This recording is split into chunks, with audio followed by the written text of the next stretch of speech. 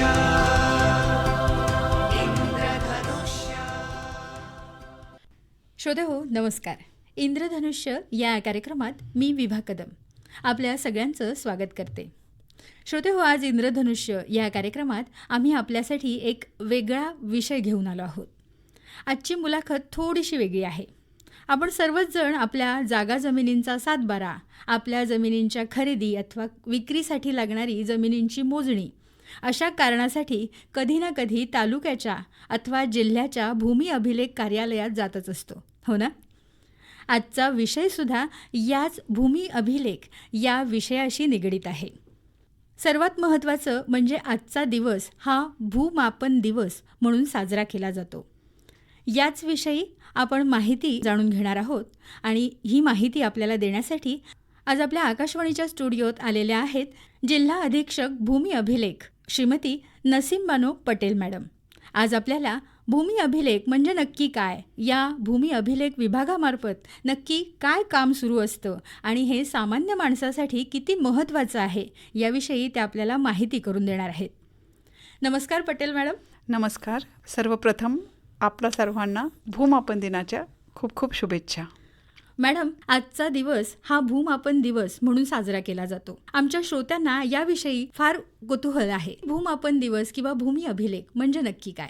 भूमापन दिन हा संपूर्ण देशामध्ये 10 एप्रिलला साजरा केला जातो, कारण हा भूसर्वेक्षणाच्या इतिहासामधला अत्यंत महत्त्वाचा असा दिवस आहे. याच दिवशी म्हणजेच 10 एप्रिल 1802ला मेजर विल्यम लॅम्प्टन यांनी ग्रेट ट्रिग्नोमेट्रिकल सर्वेची सुरुवात केली. केप कामोरिन ते बँगलोर या ठिकाणच्या सर्वेसाठी त्यांनी मद्रास प्रांतातून सुरुवात केली व हे सर्वेक्षण पुढे हिमालयापर्यंत करण्यात आले. त्यामुळे आजचा दिवस भूमापन दिन म्हणून साजरा केला जातो. मॅडम, आता आपल्याला म्हणजे मी सांगितल्याप्रमाणे मद्रास प्रांतातून या कामाला सुरुवात झाली आणि पुढे हे काम आपण हिमालयापर्यंत नेलं. तर याच्यासाठी पण एक छान इतिहास आहे. बर. आपल्याला माहिती असेल की जगातल्या सर्वोच्च शिखराला एव्हरेस्ट असं नाव दिलेलं आहे. तर हे एव्हरेस्ट नाव का पडलं बरं त्या शिखराला? तर भूमी अभिलेख म्हणण्यापेक्षा सर्वे ऑफ इंडियामध्ये सर जॉर्ज एव्हरेस्ट या नावाचे सर्वे जनरल होते. आणि विल्यम लॅम्प्टन नंतर विल्यम लॅम्प्टन यांचा मृत्यू वर्धा येथे झाला आणि वर्ध्यापासून पुढे हिमालयापर्यंत मोजणीचं काम हे सर जॉर्ज एव्हरेस्ट यांनी पूर्ण केलं किंवा त्यांच्या नेतृत्वाखाली ते काम पूर्ण झाले. आणि त्यानंतर त्यांच्या सन्मानार्थ जगातील सर्वोच्च शिखराला एव्हरेस्ट शिखर असं म्हणून संबोधलं जातं. भूमी अभिलेखचा इतिहास हा एवढा जुना आहे. अगदीच. म्हणजे आपण जे सहज म्हणून जातो की आम्ही एव्हरेस्ट पार केलं, तर खऱ्या अर्थाने एव्हरेस्ट शिखराची उंची किंवा तिथला भूमी अभिलेख तयार करण्याचं काम ज्या एव्हरेस्ट सरांनी केलं, सर जॉर्ज एव्हरेस्ट यांनी केलं, त्यांच्या नावाने आज आपण एव्हरेस्ट शिखराला ओळखतो. खरंच ही खूपच वेगळी माहिती आज तुम्ही आमच्या या कार्यक्रमात दिलीत. मॅडम, आपल्याला सातबारा माहीत असतो, जमिनीचा नकाशा माहीत असतो. आपल्याला जेव्हा जमिनीची खरेदी किंवा विक्री करावी लागते तेव्हा आपण आपल्या जमिनीची मोजणी करतो. पण ह्या दोन दस्तऐवजांच्या व्यतिरिक्त भूमी अभिलेख कार्यालयात काही वेगळे दस्तऐवज आहेत का? संपूर्ण महाराष्ट्रामध्ये जेव्हा भूमी अभिलेखचा आपण विचार करतो तर प्रत्येक प्रांतामध्ये वेगवेगळ्या प्रकारचे अभिलेख आपल्याला आढळतात. बरोबर. मी आता स्वतः पश्चिम महाराष्ट्रातले आहे, तर तिथे टिपण, फाळणी बुक या पद्धतीचे अभिलेख असतात. बरोबर. आणि मग कोकणामध्ये हेच अभिलेख वेगळे असतात. अगदी बरोबर आहे. इथे क्षेत्र बुक, फाळणी बुक, सर्वे नंबर, हिस्सा नंबरचे नकाशे, आकारफोड पत्रक, गुणाकार बुक आणि यावरून तयार करण्यात आलेला आकारबंध, आणि या सगळ्यांचा मिळून आपल्याला जो एक शेवटचा कागद मिळतो तो म्हणजे तुमचा सातबारा. म्हणजे आपल्या घरी, म्हणजे प्रत्येकाच्याच घरी जो जमिनीचा सातबारा असतो तो तयार होण्यासाठी आधी हे सर्व दस्तऐवज तयार होणं गरजेचं आहे. नक्कीच. आणि हे प्रत्येकाच्या जमिनीचे दस्तऐवज शासकीय अभिलेखामध्ये भूमी अभिलेख कार्यालयात आपल्याला उपलब्ध असतात. मॅडम, आपण आपल्या जमिनीची मोजणी करतो. ही मोजणी म्हणजे नक्की काय आणि ती कोणत्या कोणत्या प्रकारे वेगवेगळ्या पद्धतीने केली जाते का? आता हे आपण जे आधी माहिती घेतली की आपण हे जे काही अभिलेख इंग्रजकालीन, आता 1802 पासून जर मोजणीची सुरुवात झाली तर इंग्रजकालीन जे दस्तावेज आहे त्यावरून जमिनींचे अभिलेख तयार झालेत, रेकॉर्ड्स तयार झालेत आणि या रेकॉर्ड्सचाच आधार घेऊन आणि प्रत्यक्षात आत्ताच्या वहिवाटी लोकांच्या, जनतेच्या ज्या आपापल्या जमिनींच्या वहिवाटी आहेत त्याच्यावर आम्ही आमच्या अभिलेखाची पडताळणी करतो आणि त्यानुसार त्या खातेदाराला त्याचा जमिनीचा नकाशा दिला जातो आणि मोजणीद्वारे तो दिला जातो. आता मोजणीचे प्रकार जे आहेत त्याच्यामध्ये आम्ही हद्दकाय मोजण्या करतो, पोट हिस्साच्या मोजण्या करतो, बिनशेती मोजण्या करतो, त्याशिवाय शासनाच्या ज्या मोजण्या आहेत त्यामध्ये भूसंपादन येतं आणि शासकीय जमिनींच्या मोजण्या. केप कामोरीन ते बँगलोर या ठिकाणचा सुरुवात पहिल्यांदा सर्वेक्षण झालं. तर त्यावेळेस या सर्वेक्षणासाठी क्रॉस स्टाफ या आणि साखळे याद्वारे म्हणजे त्रिकोणमिती जमिनीचं काटकोणात रूपांतर करून त्याचं परिगणना करणं, याच्यासाठी जी अवजारं वापरली गेली ते होतं क्रॉस स्टाफ आणि साखळे. आणि याद्वारे आपण आसेतू हिमाचल म्हणजे अगदी कन्याकुमारी ते हिमालयापर्यंतचा हा आपण सर्वे केला आहे आणि त्यावेळेस या उपकरणांचा आपण वापर केला. त्यानंतर आलं ते थोडंसं सुकर होणारं, कारण साखळीने जो सर्वे व्हायचा तो थोडासा अचूकरित्या होत नव्हता, त्यामध्ये धरसोड होती थोडीशी जमिनींच्या क्षेत्राबाबतची. त्यानंतर प्लेन टेबल आलं आणि प्लेन टेबलद्वारे सर्वेक्षण होत होती आणि ती आत्ता अगदी 10 वर्षापर्यंत होत होती. त्यानंतर आपल्याकडे आलं ते इलेक्ट्रॉनिक टोटल स्टेशन मशीन. याद्वारे काम करताना जी काही सर्वेअरची सारी दमछाक होती ती कमी झाली आणि आपल्याला लवकर कमी कालावधीमध्ये काम करणं सुकर झालं. आणि आत्ताचं जे अत्याधुनिक असं तंत्रज्ञानाचं मशीन आहे ते म्हणजे रोवर्स मशीन. आपल्या रत्नागिरी जिल्ह्यामध्ये इलेक्ट्रॉनिक टोटल स्टेशन मशीन्स हे 2021 पूर्वी फक्त 3च होते आपल्याकडे. त्यातले 2 नादुरुस्त आणि 1 मशीन फक्त आपण भूसंपादन कामासाठी वापरायचो. पण जून 2022 तत्कालीन जिल्हाधिकारी मान्य श्री BN पाटील साहेब यांच्या मदतीने आपल्या जिल्ह्याला 9 ETS मशीन्स प्राप्त झाले आणि त्याद्वारे आतापर्यंत आम्ही 6000 मोजणी प्रकरणांचा निपटारा केलेला. म्हणजे तुमच्या मोजणी प्रकरणांना यामुळे वेग मिळाला. नक्कीच. त्यासाठी मी मान्य पाटील सरांचे खूप खूप आभार मानते. यानंतर आता आपल्याकडे आलेले आहे रोवर्स ही मोजणी यंत्रे. आत्ता आपल्याकडे शासनाकडून 19 रोवर्स मशीन्स आपल्याला प्राप्त झाले आहे. तर रोवर्स म्हणजे काय, तर रोवर्स हे तंत्रज्ञान अत्याधुनिक आणि जलद गतीने मोजणीसाठी वापरण्यात येणारं तंत्रज्ञान आहे. यामध्ये जिल्ह्यात 3 ठिकाणी म्हणजे राजापूर येथील पाचल गावात, संगमेश्वर येथील ITI कॉलेज आणि दापोली येथील गिम्हावणे गावात कॉर स्टेशन्स उभारण्यात आले आहेत. आता कॉर स्टेशन म्हणजे काय, तर हे एक ॲब्रिव्हिएशन्स आहे CORS म्हणजे कंटिन्युअसली ऑपरेटिंग रेफरन्स स्टेशन्स. हे स्टेशन्स उपग्रहाशी कनेक्टेड आहेत. अरे वा. आणि याद्वारे एखाद्या स्थानाचे अक्युरेट पोझिशनिंग आपल्याला मिळते. रोवर्स हे या कॉर स्टेशनद्वारे उपग्रहाशी कनेक्ट होतात व जागेवरील अक्षांश व रेखांश उपग्रहाकडे पाठवतात व विविध उपग्रहाद्वारे प्रत्यक्ष जागेवरील अचूक अक्षांश व रेखांशाद्वारे मोजणी नकाशा तयार करण्यात येतो, ज्याची माहिती ही अचूक असते आणि कायम राहणारी असते. आणि हे रोवर्स मशीन्स हाताळायला अतिशय सोपे, हलके आणि इझी मोबिलिटी असलेले आहेत. त्यामुळे आपण असं म्हणू शकतो की घंटो का काम मिनटो में या पद्धतीने आपण रोवर्स या तंत्रज्ञानाद्वारे मोजणी करतो. मॅडम, तुमचा भूमी अभिलेख कक्ष म्हणजे खरंच सामान्य माणसाच्या जमिनीची निगा करणारं कक्ष आहे. मॅडम, नुकतीच आपल्या जिल्ह्यात काही गावांमध्ये जमिनींच्या सनदांचं वाटप झालं. याविषयी आपण पेपरमध्ये सतत वाचतच असतो. तर ह्या सनदा म्हणजे नक्की काय? आणि खरं म्हणायला गेलं तर सनदा हा शब्द आपण इतिहासामध्ये ऐकलेला शब्द आहे.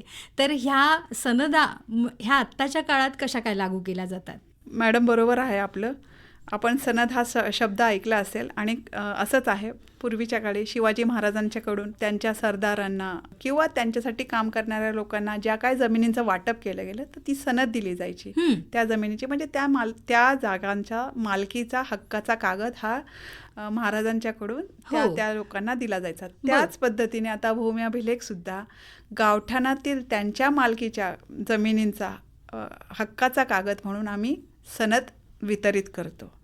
आणि 22 फेब्रुवारी 2019 रोजी महाराष्ट्र शासनाने राज्यामध्ये गावठाण जमाबंदी हा प्रकल्प राबवण्यास सुरुवात केली. आणि त्यानंतर जे काय त्याचं साध्य फल आहे किंवा त्याचं शेवटचा कागद म्हणून जे काय आपण देतो तो म्हणजे सनद, तो म्हणजे मालकी हक्काचा कागद. मॅडम, मघासपासून तुम्ही एक शब्द वारंवार उच्चारताय, तो म्हणजे गावठाण. आता आमच्या श्रोत्यांना तुम्ही सांगाल का की गावठाण म्हणजे नक्की काय? 22 फेब्रुवारी 2019ला शासनाने GR काढला. राज्यातील गावठाण जमाबंदी प्रकल्प राबविण्यास मान्यता देण्यात आली.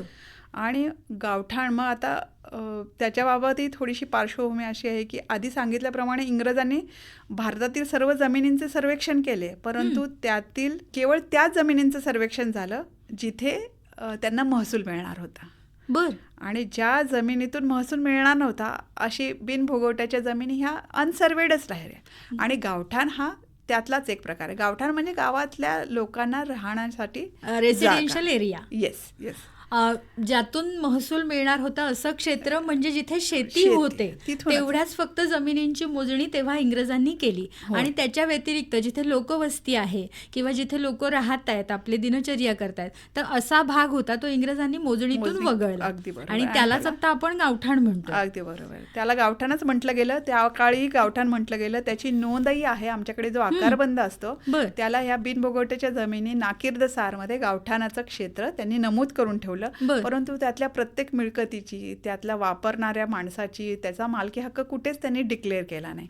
आणि त्यामुळे ती जागा तशी अनसर्वेड राहिली. बरोबर. मग त्यावेळेस त्यांनी काही ठिकाणांचं नगर भूमापन केलंच होतं, म्हणजे नगराचं पण भूमापन केलं. पण त्यावेळेस त्यांनी असा क्रायटेरिया ठेवला की 2000 लोकसंख्येवरील गावांचंच आपण नगर भूमापन करूया. आणि कोकणामध्ये तर आत्ताही म्हणजे 2000 लोकसंख्येची गावं आम्हाला सापडलेत फक्त 63. अरे बापरे. त्यामुळे 63 गावांचं पूर्ण आमच्या आपल्या रत्नागिरी जिल्ह्यामध्ये नगर भूमापन झालेलं आहे.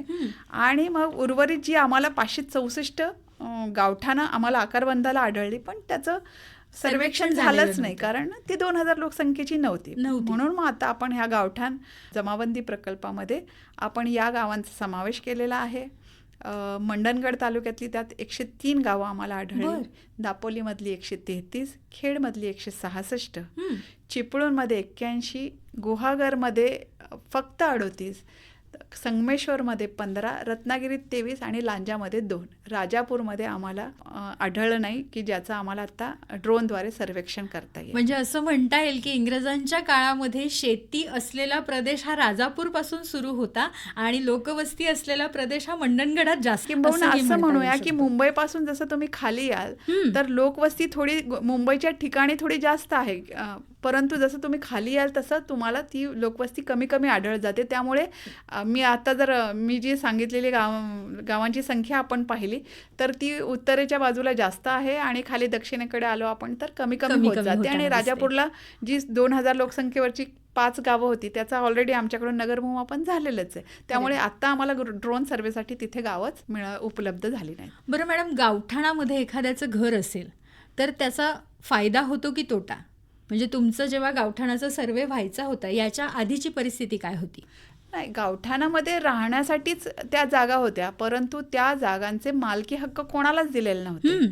आणि शासनाला सुद्धा शासनाच्या काय जमिनी आहेत किंवा ग्रामपंचायत जर तिथे असेल तर त्या ग्रामपंचायतीच्या कोणत्या मिळकती आहेत, प्रत्येक मिळकतीची हद्द कोणती आहेत, रस्ते काय आहेत, या सर्व जमिनींचा कुठेही काही अभिलेख तयार नव्हता.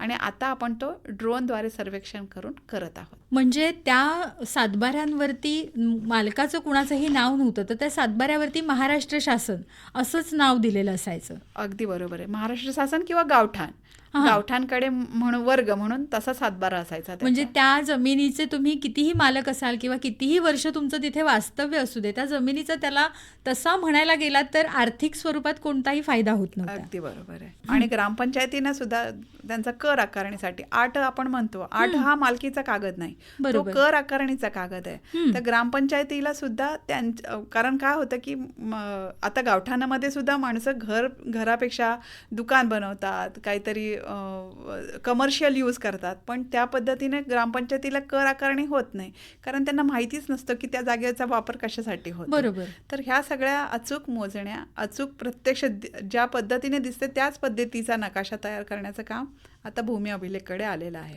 मॅडम, मघाशी तुम्ही म्हणालात की ह्या गावठाणांचा सर्वे आपण ड्रोनद्वारे करतोय, तर ड्रोनद्वारे सर्वे म्हणजे नक्की काय? तर मी आधी जो उल्लेख केला 22 फेब्रुवारी 19च्या GR मध्ये सर्वे ऑफ इंडिया, ग्रामविकास विभाग आणि भूमी अभिलेख विभाग या तिघांच्या संयुक्त विद्यमाने ड्रोनद्वारे सर्वेक्षणचं काम हाती घेतलं गेलं. गावठाणांच्या जमिनींची लवकर मोजणी होणे ॲज वेल ॲज अचूक मोजणी होणे आणि प्रत्यक्षात जसं आहे तसाच त्याचा नकाशा तयार होणे याकरिता सर्वे ऑफ इंडियाकडून आपल्याला ड्रोन देण्यात आले. त्याच्यावरून ड्रोन फ्लाय झाला की त्याचा प्रत्यक्षात फोटो येतात आपल्याला, म्हणजे आपण गुगल मॅपवर जसं बघतो अगदी तसं. येस. ड्रोन सर्वेक्षणाची कार्यपद्धती म्हणजे काय, तर सर्वप्रथम मी आता जसं सांगितलं की 3 विभाग होते. ग्रामविकास विभागही याच्यासाठीच होता. त्यामध्ये आम्हाला ग्रामसेवक आणि BDO यांची पण मदत लागणार होती, कारण त्यांचे 8 उतारे आम्हाला हवे होते.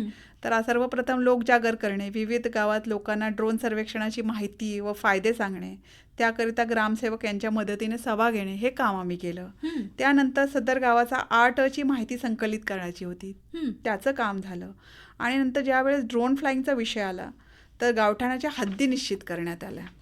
या गावठाणातील मिळकतींचा तसेच सार्वजनिक वापराच्या जागा, रस्ते या ठिकाणी चुना मार्किंग करण्यात आलं. आणि त्यानंतर मग सर्वे ऑफ इंडियाकडून ड्रोन फ्लायची टीम आली. ड्रोन फ्लायचं शॉर्टमध्ये कॅमेराच म्हणूया. तर शासकीय यंत्रणेमध्ये ड्रोन फ्लाइंग किती महत्वाचं आहे हे आता भूमी अभिलेखने दाखवून दिलं. अगदी बरोबर. आणि त्याच्यातून खूप लवकर आणि अचूक असे नकाशे तयार करण्यासाठी आम्हाला मदत होणार होती. त्यानंतर मग ड्रोन फ्लाय होऊन ती इमेज सर्वे ऑफ इंडियाकडे जाते आणि सर्वे ऑफ इंडियाकडून आम्हाला जिओ रेफरन्स केलेला मॅप किंवा इमेज प्राप्त होते, ड्रोन इमेज प्राप्त होते. त्या ड्रोन इमेजवर आम्ही आमचे अभिलेख डिजिटाईज करून त्याच्या गावठाण हद्द कायम करून बसवतो त्या नकाशांवर. त्यानंतर ड्रोनमध्ये प्रत्यक्षात जरी वरून त्याची फोटो घेतला तरी झाडाखालच्या मिळकती येत नाहीत त्याच्यामध्ये. म्हणून आम्ही आमचे लोक प्रत्यक्षात जागेवर जातात आणि जागेवरील पोझिशन आणि नकाशावरची पोझिशन अचूक आहे की नाही याची खात्री करतात. आणि जागेवरचा मग मालक कोण आहे, धारक कोण आहे, त्याचा कशा प्रकारे त्याला ते मालकी हक्क प्राप्त झाला याची एन्क्वायरी करतात. आणि ही सगळी माहिती आम्ही आता एक सॉफ्टवेअर आहे जे MSIS उपलब्ध आहे, त्याच्यावर आम्ही ती माहिती भरतो आणि मग सर्वे ऑफ इंडियाकडे पाठवतो. सर्वे ऑफ इंडिया त्या गोष्टींची पडताळणी करते आणि आम्हाला त्या प्रत्येक मिळकतीचा क्षेत्र आणि त्याच्यासाठीचं असलेल्या धारकाचं चौकशी नोंदवही हे आम्हाला ते तयार करून देतात. म्हणजे चौकशी नोंदवहीची डेटा एंट्री आम्हीच करतो, फक्त फायनलाइज करून ते देतात. आणि त्याच्यानंतर चौकशी नोंदवही तयार झाल्यानंतर प्रॉपर्टी कार्ड तयार होतात आणि सर्वात शेवटी त्याच्या संदा तयार होतात. अरे वा. आणि संदा मग आम्हाला प्राप्त झाल्यानंतर आम्ही त्याचं वितरण करतो जनतेमध्ये. प्रत्येक मिळकतीची एक मिळकत पत्रिका तयार होते या सगळ्या प्रोसेसमधून. आणि 7/12 हा गावठाणाचा एकत्रित एक क्षेत्राचा उल्लेख असतो, तो तेवढ्यापुरता राहतो. फक्त इथे या प्रत्येक मिळकतीचा मिळकत पत्रिका तयार झाल्यामुळे आणि सनद तयार झाल्यामुळे प्रत्येकाला आपापल्या मालकीची अधिकार अभिलेख उपलब्ध करून दिला जातो. त्याशिवाय शासनाला सुद्धा शासनाच्या मिळकती किंवा ग्रामपंचायतीला सुद्धा त्यांच्या मालकीच्या मिळकतींचा अचूक असा अभिलेख उपलब्ध होतो. बरं, हा ड्रोन सर्वे हा आपला केव्हा सुरू झाला आणि याचा संभाव्य कालावधी काय आहे, केव्हापर्यंत हा सुरू राहणार आहे आणि केव्हा तो आपल्याला पूर्ण करायचा आहे? आपल्या रत्नागिरी जिल्ह्यामध्ये नोव्हेंबर 21 पासून ड्रोन सर्वेचं काम सुरू झालेलं आहे. साधारणतः आता नोव्हेंबर 23 हे काम जे आत्ता आम्ही सुरुवात केले 564 गावांचं ते आम्ही संपवणार आहोत. परंतु आपल्या पूर्ण रत्नागिरी जिल्ह्यामध्ये एकूण 1557 गावं आहेत. त्यापैकी मी आता सांगितल्याप्रमाणे आधी नगरभूमापन झालेली 63 आणि आत्ताची 564 अशी एकूण 627 गावांचं काम आपलं संपून जाईल. परंतु उर्वरित 930 गावांचं काय, तर त्याच्यासाठी सुद्धा 930 गावांमध्ये गावठाण घोषित करण्याचा कार्यक्रम शासनाने हाती घेतला आहे. आणि त्यामध्ये ज्या वेळेस गावठाण घोषित होतील त्यावेळेसही पुन्हा ड्रोन सर्वेचं काम आपण पूर्ण करू. मॅडम, आणि हे ड्रोन सर्वे किंवा या संदर्भातल्या सगळ्या मोजणी अभिलेख तयार करणं यासाठी तुम्हाला पूर्ण भूमी अभिलेख कार्यालयाची मॅनपॉवर वापरावी लागली असेल, तर तुमच्याकडे मॅनपॉवरची स्थिती काय होती? खरं तर हा खूप मोठा आणि माझ्या याचा जिव्हाळ्याचाच प्रश्न आहे, कारण रत्नागिरी जिल्ह्यामध्ये खूप अपुरा कर्मचारी वर्ग आहे. भूमी अभिलेखसाठी तर आम्ही 50% लोकांवरच खरं तर काम करतो आणि त्यामध्ये कोविडमुळे प्रलंबित असलेली आमची मोजणी प्रकरणं, त्याशिवाय स्कॅनिंग डिजिटायझेशनचं काम, त्याची प्राथमिक तयारी, भूसंपादनाची कजापं तयार करणं आणि या सगळ्या कामामध्ये ड्रोन सर्वेक्षणाला आम्हाला कर्मचारी वर्ग देताना खूप आमची दमछाक होत होती. परंतु मग मान्य जमाबंदी आयुक्त श्री सुधांशू सर आणि उपसंचालक भूमी अभिलेख नागरी भूमापन विभाग श्री BD काळे सर यांनी आम्हाला खाजगी संस्थेची मदत घेण्याची परवानगी दिली व त्याकरता निधीही उपलब्ध करून दिला. त्यामुळे आता ड्रोनद्वारे संरक्षणाचे काम थोडंसं सुकर झालेलं आहे. नक्कीच. मग ड्रोन फ्लाईंग झालंय, त्याच्यानंतरच्या ज्या काही प्रक्रिया आहेत, Yes. त्यानंतर जी सनदा, प्रॉपर्टी कार्ड तयार होणं असेल Yes. किंवा सनदा तयार होणं असेल, Yes. असं किती गावांचं झालंय? अशा किती गावांच्या सनदा आपल्याकडे आता तयार आहेत? आत्ता आपल्याकडे 61 गावांच्या संदात तयार आणि आहे. मग ह्या 61 गावांपैकी काही गावांमध्ये सनदांचं वाटप सुद्धा झालं, तर ते होय. नक्की कोणत्या कोणत्या गावांमध्ये झालं? मंडणगड तालुक्यामध्ये आम्ही मोठा ड्राईव्ह घेतला होता. 33 गावांचं सनद एकाच दिवशी आम्ही वाटप केलं. सनद वाटप करताना सामान्य माणसांच्या प्रतिक्रिया काय होत्या? नाही, आम्हाला खूप चांगला पॉझिटिव्ह असा प्रतिसाद मिळाला, कारण लोकांनाही त्यांच्या मालकीचा काहीतरी कागद मिळतोय आणि त्यासाठी त्यांनी खूप पॉझिटिव्हली आम्हाला रिस्पॉन्ड केलं. 33 गावांमध्ये आम्हाला प्रत्येक ठिकाणी चांगलाच रिस्पॉन्स मिळाला, कुठेही आम्हाला अडचण नाही आली त्या संदर्भात. यानंतर सर्व गावाच्या संपूर्ण मिळकत पत्रिका जनतेला पाहण्यासाठी आणि डिजिटल साईन मिळकत पत्रिका प्राप्त करून घेण्यासाठी महाभूमी या पोर्टलवर आम्ही उपलब्ध करून देतो. म्हणजे महाभूमी या पोर्टलवरती आपण बघू शकतो. हो, आणि तुम्ही डिजिटल साईन केलेल्या मिळकत पत्रिका घेऊही शकता. मिळकत पत्रिका आपण मिळवू शकतो. अगदी बरोबर. म्हणजे प्रॉपर्टी कार्ड Yes. आपण डिजिटल ह्याच्यावरती आपल्याला जर आपलं प्रॉपर्टी कार्ड घ्यायचं असेल तर ते आपल्याला त्या साईटवरती पाहायलाही मिळेल आणि योग्य ती फी भरल्यावर त्याची प्रत सुद्धा आपल्याला डिजिटली साईन झालेली प्रतही आणि संदेचा वितरणाचा अनुभवही खूप चांगला होता. जनतेकडून उत्स्फूर्त प्रतिसाद लाभला. आत्तापर्यंत जिल्ह्यात एकूण 40 गावात सनद वितरणाचा कार्यक्रम झाला असून 11 लाख एवढी सनद फी आम्ही वसूल केलेली आहे. याबाबत थोडंसं सांगावंसं वाटतं मॅडम. आपल्याकडे एक उक्ती आहे, ज्ञानदेवे झाला पाया, तुका झालासे कळस. या उक्तीप्रमाणे संपूर्ण महाराष्ट्रात ड्रोन सर्वेक्षणाच्या कामाची सुरुवात तत्कालीन जमाबंदी आयुक्त श्री चोकलिंगम सर यांनी केली.